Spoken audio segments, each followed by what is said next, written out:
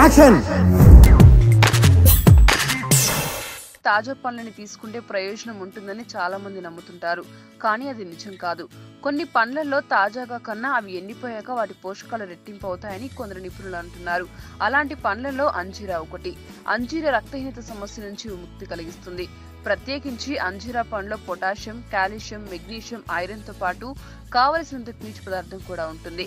పలు రకాల పోషకాలతో పాటు శరీరానికి ఎంతో మేలు చేసే ఫైట్ కెమికల్స్ కూడా సమృద్ధిగా ఉంటాయి.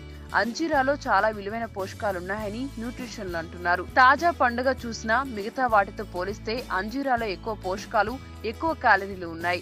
అంజీరా పండును విడిగానే కాకుండా ఇతర పండ్లతో కలిపి కూడా తీసుకోవచ్చు.